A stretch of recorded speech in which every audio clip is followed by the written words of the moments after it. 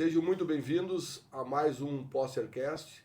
É o nosso podcast da Posser, Dick Birk Advocacia de Negócios e tem como objetivo trazer empreendedores, donos de empresas, gestores, para que compartilhem as histórias de sucesso, né, os erros e os aprendizados dessa trajetória. Meu nome é Gustavo Posser de Moraes, sou sócio fundador do escritório e ao meu lado aqui minha sócia, né, querida, Roberta Hertel, que fará a apresentação do nosso convidado. Então, muito obrigada, Gustavo. Um prazer estar aqui com todos vocês. Hoje a gente vai escutar uma história de muita inspiração. Quem está conosco aqui é o Eduardo Croce. E passando brevemente um currículo do Eduardo, né? Ele é CEO da Idealogic Software, ele é mestre em computação, ele foi por mais de 25 anos docente aqui da nossa Universidade de Santa Cruz do Sul. Ele também foi presidente da Ativales e do Conselho Municipal de Ciência e Tecnologia. E ele é, então, CEO da Idealogic, que nasceu, não por acaso, dentro da incubadora tecnológica da Unisc.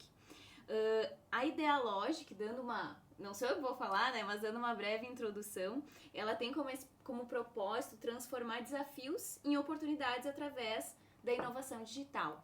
E para provocar o início da tua fala, Eduardo, eu te confesso que uma frase assim que eu li no site de vocês e que me impactou é como vocês descrevem o início da jornada, né, da Idealogic, que é de uma garagem à vanguarda da inovação tecnológica, transformando os desafios em soluções. Então conta para nós um pouco dessa tua trajetória, um pouco dos seus desafios também. Okay. Primeiro, agradecer o convite do Gustavo e da Roberta e da equipe para participar desse podcast. Eu acho fantástico essa ideia de compartilhar experiências e, como tu falou, compartilhar também erros, porque de sucesso a gente está cheio de podcasts, né? A Idealogic começou em 2004. Eu estava professor da universidade, eu tinha 2 alunos fantásticos, os irmãos Mergen, e nós estávamos visualizando uma dor que o mercado iria ter, que é a parte de integração de sistemas heterogêneos. Isso, há 2004, nem se falava ainda em startup. E eu tinha recém saído da MK Sistemas, minha empresa anterior, em 2003. Eu estava me dedicando para o doutorado, mas aquela veia de empreendedor não me deixou quieto e, quando apareceu a oportunidade, a gente montou a estrutura. E foi bem naquele ano em que a incubadora da Unisc estava iniciando. Então, a Idealogic é uma das 3 primeiras empresas da incubadora e participamos de todo o processo de criação, né? E por uns 2, 3 anos, com o dinheiro que nós tínhamos recebido da FAPERGS, que é o Fundo de Amparo de Pesquisa do Estado do Rio Grande do Sul, nós ficamos desenvolvendo o software, Saxis, que se chamava, né? Para então, lá para 2007, 2008, ir a mercado para comercializar e ver o que daria ali, né? Esse foi o início, né? Foi o start. Hoje a Idealogic é totalmente diferente. Então, por isso que a gente tem essa mensagem no nosso site de transformar a vida das pessoas usando tecnologia, porque desde lá a expressão que o pessoal usa hoje é pivotar. A gente trocou muito, a gente se adaptou muito ao mercado durante esses 20 anos. Se reinventou, né? Reinventar, exatamente, né? E essa é a palavra porque não adianta a gente teimar. A teimosia, ela é uma linha tênue entre uma persistência e realmente uma teimosia que vai te levar para um prejuízo maior ou para falência. Então tem que ter um momento ali, né? Exato, atentos também às demandas do mercado, né? Tem aquela questão que até um dos fundadores ali do G4 fala que às vezes os empreendedores eles se apaixonam pela solução, mas essa solução não necessariamente encontra um problema e aí não encontra resposta no mercado. Né? E esse foi o nosso primeiro erro no primeiro projeto, em que nós ficamos muito dentro da incubadora, tínhamos dificuldade de sair e de escutar o que o mercado queria. Então nós ficávamos supondo que dores os clientes iam ter. E também, um dos pontos que é importante destacar, nós não avaliamos os concorrentes e também não nos aprofundamos nos clientes para ver se realmente aquela dor era realmente uma dor verdadeira, né? Então, até os próprios profissionais de TI eram os nossos concorrentes, porque nós estávamos tentando achar uma ferramenta que iria facilitar o trabalho deles. E eles preferiam continuar fazendo do jeito que eles estavam fazendo, né? Então, essa primeira fase foi até 2010, em que ali nós tivemos uma parceria muito boa com uma empresa de Montenegro. E eles foram os únicos que conseguiram comercializar esse nosso primeiro software aí. E até chegar um ponto em outubro, aqui no restaurante da Gruta, o diretor disse: Eduardo, não tem mais como continuar usando essa ferramenta aí, nós vamos migrar para uma outra ferramenta. E aí que eu tomei a decisão de fazer a primeira pivotada, de voltar a ser uma fábrica de software, que era a minha profissão original, né? E aí, nesse segundo momento, qual foi a escolha? Foi muito interessante, porque nós estávamos a uma quadra daqui, e os sócios saíram da empresa, e eu estava lá com 2, 3 programadores, com muitas contas a pagar, e tive que, então, me reinventar e construir uma nova ideológica através do meu network que foi criado, principalmente nessa parte de associativismo, né? E isso aí foi um ponto bem importante, porque começamos a fazer prospecção em clientes locais e desenvolver softwares especializados, customizados para os nossos clientes, né? Então, ali a gente criou uma certa aversão a um produto, a um sistema pronto para ser vendido, né? Ele deixa de ser um produto de prateleira para ser um produto personalizado. Personalizado para clientes locais, né? E até nós chegamos a ter clientes em Porto Alegre, em Caxias, que a gente desenvolveu sistemas especializados, né? Só que naquela época não se tinha muito ainda o conceito de transformar soluções caseiras em softwares como hoje a gente tem, que é o software como 2010, serviço. É né? 2010 por aí, né? Então, se nós estivéssemos com a mentalidade que o mercado tem hoje, provavelmente teria nascido alguns softwares que poderiam se transformar em softwares de mercado, né, com uma amplitude nacional. Mas eram outros pensamentos, não se tinha essa visão de futuro, né? E falando da incubadora, a importância de empresários estarem num ambiente que hoje eles chamam de hub de inovação é super importante, porque a gente aprendeu muito na incubadora. Nós tivemos outras empresas também de tecnologia, e ela proporciona reuniões, e ali a gente vai trocando experiências. Então, tanto na Ativales, que é a Associação das Empresas de TI, como na incubadora, depois no Parque Tecnológico, a gente aprendeu muito ali como empresa, como gestão, que são coisas que a gente não aprende na faculdade. Vocês fizeram direito... É uma grande lacuna que a gente vem batendo muito forte aí, né? A questão do empreendedorismo, ser empreendedor. Isso é uma questão... a gente não foi preparado na universidade. Eu acho que agora algumas grades curriculares estão tratando desse assunto. Tem uma semente plantada. Então, eventos como Semana do Empreendedor e outras que acontecem, e também até a própria YouTube e outras redes sociais que começam a proporcionar uma educação em torno do empreendedorismo. Sim, começam a compartilhar, começam a ver histórias de sucesso. Exato. Então, aquele jovem que quer empreender, ele já tem mais recursos do que há 20 anos atrás. Sim. E esse jovem, hoje, ele pode recorrer a pessoas, por exemplo, como tu, que tem uma carreira sólida no mercado há 20 anos, porque não tão somente o sucesso traz bons exemplos, né? Mas é como tu logo falou na tua fala, né? No início ali da tua fala, as falhas nos ensinam muito também. Então, tu tem uma trajetória aí que tu também teve alguns percalços no meio do caminho que te fizeram chegar onde tu tá, né? Como a gente já participou de vários eventos nacionais e palestras e tudo mais, o brasileiro tem o costume de rotular o fracassado como algo que não vai ter recuperação. Se a gente for ver o americano, eles já dão valor para os fracassados, porque ele já passou por 2, 3 fracassos, pontos negativos, e certamente ele não vai repetir aquilo ali, né? E toda vez que nós começamos um novo projeto na Idealógica, eu sempre busco para os jovens colegas, olha, nós tivemos essa experiência, nós esquecemos de olhar o mercado, a dedicação do time tem que ser integral, um monte de pontos que a gente errou no passado, a gente tem que retomar para não repetir o erro. Se é para errar, então erra diferente. Diz que é Erra melhor.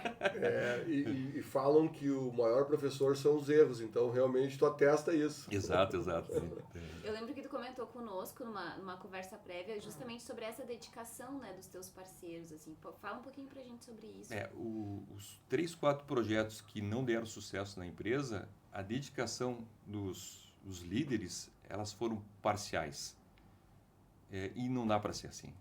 Então, realmente, os líderes do projeto, pode ser o fundador da empresa, um sócio da empresa, ou até líderes funcionários, eles têm que ter uma dedicação exclusiva exatamente para mergulhar e poder descobrir tudo que tem que ser descoberto para então desenvolver. E aí entra aquilo que a gente veio falar, o amor pelo problema e não o amor pela solução. Esse foi outro problema muito, repetindo aí, né? Muito sério. A gente se apaixonou, como a gente é desenvolvedor de software, a gente se apaixonava pelas telas que a gente desenvolvia, pelos relatórios, pelos sites que a gente desenvolvia, e esquecia de se apaixonar pelo problema que o usuário ia ter.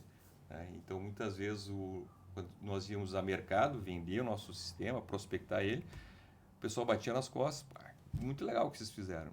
Mas a gente não precisa. Mas a gente não precisa. A nossa dor não é essa. Não é essa. Né? A importância de ouvir o cliente, né? Então esse é um problema bem sério, porque o ego vai te ditando, e quanto mais a gente vai se enclausulando dentro da empresa, sem escutar o mercado, e uma das coisas que a gente aprendeu nesses 20 anos, se um dia a gente for desenvolver um novo produto, é ter dentro da sociedade uma pessoa dona do problema, não somente pessoal da computação, de marketing, né? Ter alguém que realmente seja... Então, vamos fazer um software de advocacia. Surgiu a ideia dentro da Idealógica, hipoteticamente. Eu vou chamar um advogado para ser sócio, não para dar pitaco, para ser sócio, para realmente full time, do tipo part-time não. Idealógica. Isso aqui o mercado não precisa disso aqui. Isso aqui não precisa, né? Sim, e não é o pessoal do TI que vai dizer quais são os problemas do advogado, né? É só o próprio advogado que vai saber exatamente. Sabe que na tua fala é um tema que a gente defende muito aqui das habilidades multidisciplinares, né? Como é importante a gente ter dentro de uma visão, que nem você fala, de ter uma visão de fora, com uma habilidade de mercado ou de cliente oculto que seja, né, para trazer aquelas dores do mercado e a gente identificar e daí traçar a solução do tema, né? Mas é algo que para nós também não foi fácil e a gente está sempre aprendendo, somos eternos aprendizes. E essa equação que tu traz é muito rico para a gente compartilhar isso, né, com o público em geral, principalmente para os empreendedores, né, para não recair nesse erro que a gente recaiu lá no passado. Sim. Né? A gente precisa ouvir. O outro trabalho que a Idealógica faz hoje, que tem sucesso, é a parte de terceirização e desenvolvimento de software para empresas. E nesse ponto, esse engajamento e esse envolvimento que nós temos com os clientes é impressionante. Né? Então, nós temos vários cases em que os nossos desenvolvedores estavam representando o nosso cliente diante de outras situações. Porque realmente a gente encarnou, a gente se engajou no problema que o cliente estava tendo para desenvolver alguma tecnologia para entregar para ele. Sim. E aí tu não ganha clientes, tu ganha fãs, na exato, verdade. Né? Exato. E aí o conceito de parceria mesmo, né, do cliente enxergar o nosso time como realmente um braço de solução. Como solução. Né? E isso já foi caracterizado por vários cases que ficaram bem... E até hoje, quando a gente visita algum ex-cliente, né, eles lembram, poxa vida, como vocês se entregaram naquele projeto que a gente teve. Né? E puxando um gancho do que tu fala, assim, dessa questão de enxergarem vocês como parceiros, uma outra pedra no caminho que tu nos relatou, né, dessa tua trajetória, foi justamente a questão de conseguir precificar o trabalho, né? Sim.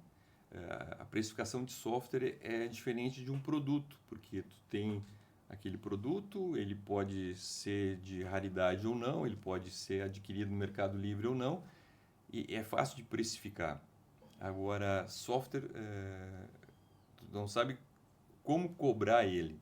Então, tu pode ter um sistema que tu aluga na nuvem e aquilo pode custar R$200, pode custar R$2.000 por mês e pode ser R$19,90. Né? Então, como fazer essa precificação? E isso é até uma dificuldade para professores de contabilidade, né, na hora de precificar. Né?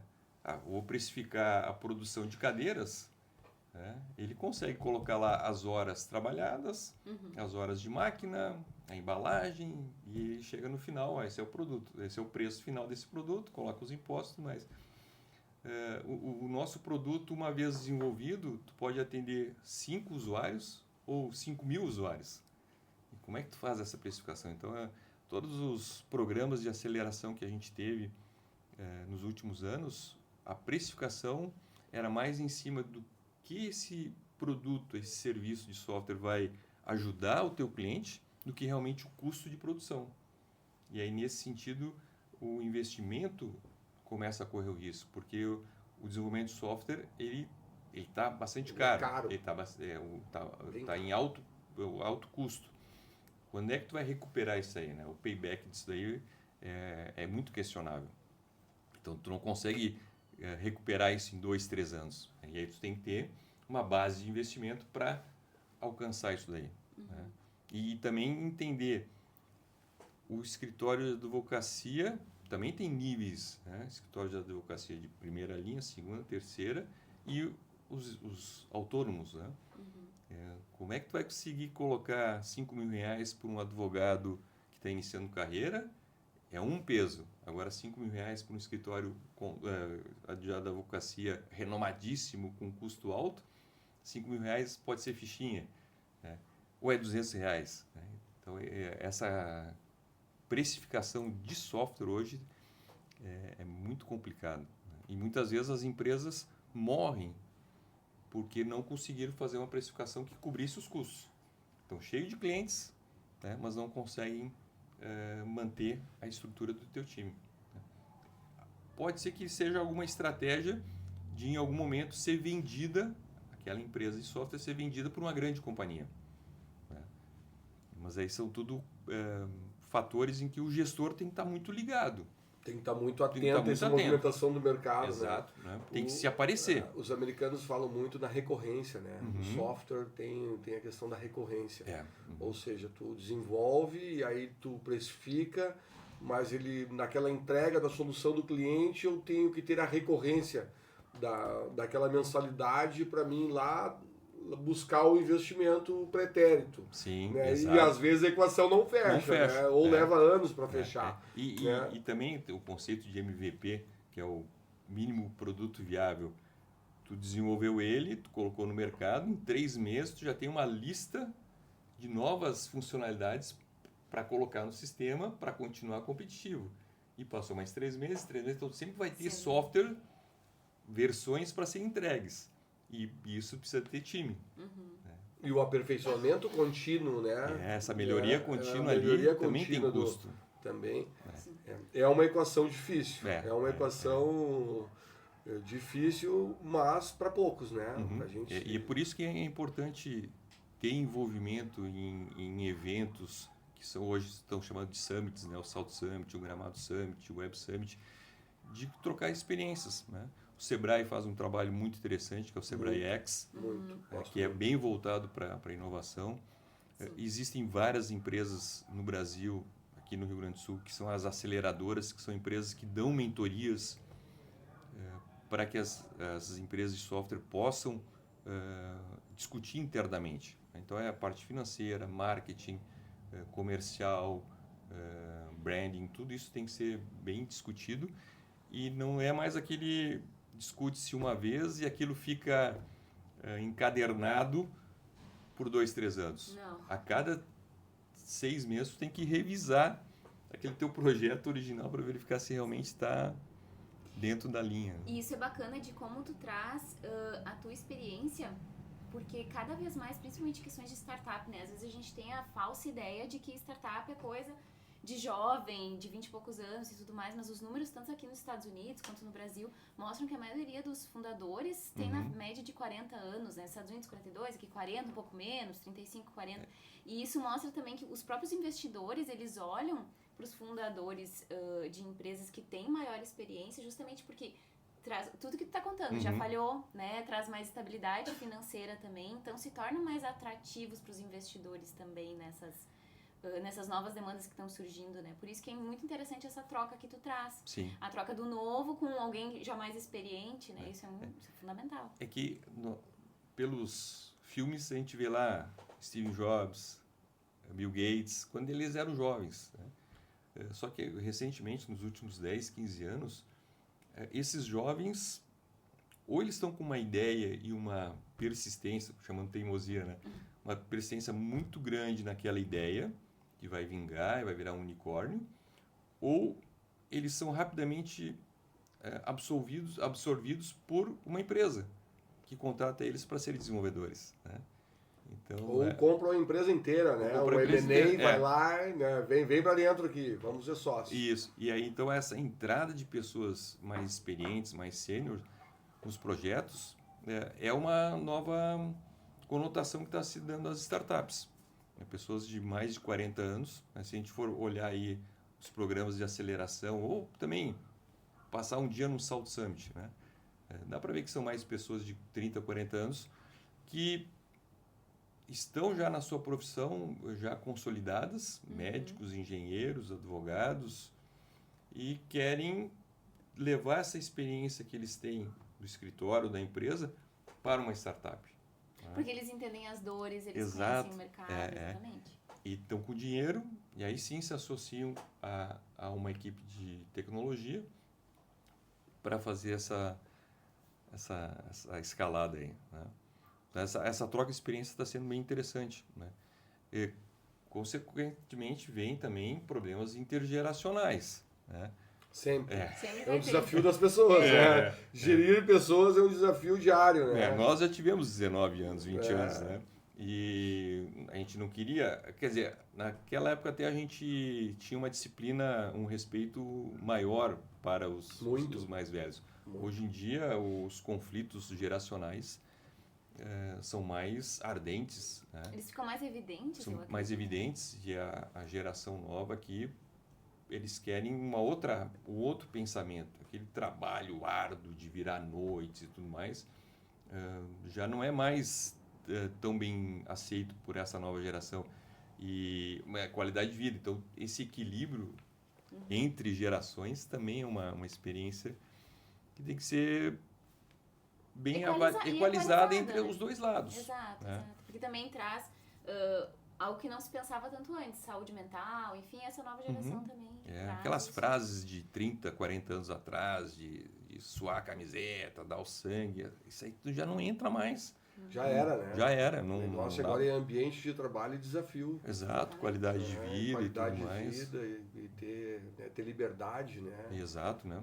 Até a gente desenvolveu algumas palestras, a gente tem um psicólogo full-time dentro da empresa, responsabilidade com compromisso, liberdade com responsabilidade, para que cada um dos nossos funcionários, colaboradores, saibam que vai ter momento de responsabilidade, mas também vai ter momentos de liberdade, de poder escolher o que fazer numa jornada, né? Eu quero te fazer uma pergunta provocativa. O que o Eduardo faria diferente se fosse começar de novo? Boa pergunta. Essa pergunta ali, eu tenho um programa domingo de noite na CNN que ele faz essa pergunta ali, né? Deve ter copiado em mim, então. Deve ter olhado o Posercast, né? Eu acreditaria mais ainda nos meus sonhos, nas minhas intuições, e me dedicaria mais full-time, mais em tempo integral, aquilo que eu estava querendo, né? Um estilo meu de escutar muitas pessoas, né? E aprendi a argumentar, a contra-argumentar, a escutar, a moderar, a balancear. Mas eu iria acreditar mais e dedicar mais, né? Porque nesses 20 anos aí, eu tive tempo de universidade como docente, tempo de empresário, foi muito importante, valeu bastante a pena, mas essa dedicação exclusiva, concentrada ali, eu iria repensar e ter uma dedicação maior, né? Legal. É. E já nos encaminhando mais aqui pro final do nosso episódio, eu quero te perguntar, né, qual é o futuro da Idealógica? Eu vi que semana passada vocês inauguraram uma sede nova, então conta um pouco para nós quais são os próximos passos da empresa, né, como é que vocês estão se vendo nesse novo complexo aí tecnológico. Legal. Como a gente nasceu na incubadora e eu expliquei que nós aprendemos muito com o convívio e com a troca de experiência com outros empresários, outros colegas, nós vimos que o Galten é um espaço que também vai ter e está tendo essas oportunidades. E como a Idealógica já tem uma experiência, já tem 28 colaboradores, a gente acha, vamos se instalar no Galten Park, vamos ter um espaço para que o time se coloque lá e que a gente possa também repassar experiências e também aprender com as novas empresas que estão chegando, né? E nós estamos no processo de expansão comercial e vamos ter novidades aí para o segundo semestre, que é sempre se adaptando ao que o mercado está pedindo, né? Até a gente colocou lá várias palavras na parede, uma delas é adaptabilidade, né? Sempre tem que estar se adaptando. Pivotar, reinventar, adaptar-se também tem o seu tempo. Não dá para ser muito rápido. Pô, tu nem testou tudo ainda, né? Mas também não dá para demorar muito. Então, esse time ali de acertar qual é o momento de fazer essa adaptação, só o tempo para a gente... E coragem, né? E coragem, exato, e coragem. Ousadia, né? Ousadia, porque uma empresa de 20 anos de tecnologia, ela pode estar tecnologicamente obsoleta, né? Então, essas trocas ali, elas custam não tanto dinheiro, mas custam emoções, desapegos, né? Eu venho trabalhando há 5 anos, agora eu vou ter que trocar. Tem que ser disruptivo, Tem que né? ser disruptivo, né? E não só a diretoria, os líderes do time, tem que ser todo mundo. Então, Eu sempre falo para as meninas aqui, tem que ser disruptivo, inovador e antecipar o futuro, né? Exato. Então, esse é o grande desafio das empresas modernas, dependendo do escopo que ela atua, né? Sim, exato. Hoje, não dá para dizer inovação somente para as empresas de tecnologia. Qualquer empresa tem que ter inovação, né? E esse conceito de inovação dentro de uma empresa, ela não pode ser somente no topo, na diretoria, e também não só nos funcionários. Tem que ser respirar inovação em todos os sentidos. Isso não é fácil. Não é fácil. Não é fácil. Mas a gente vê hoje como uma soft skill que está no topo aí, a questão da adaptabilidade, né, no mercado de trabalho. E tu nos contou a tua história aqui, que há 20 anos atrás, essa é uma das suas principais características, né? Se adaptar ao que o mercado está pedindo. Então, eu te agradeço, Eduardo, pelo teu relato, assim, de muito sucesso.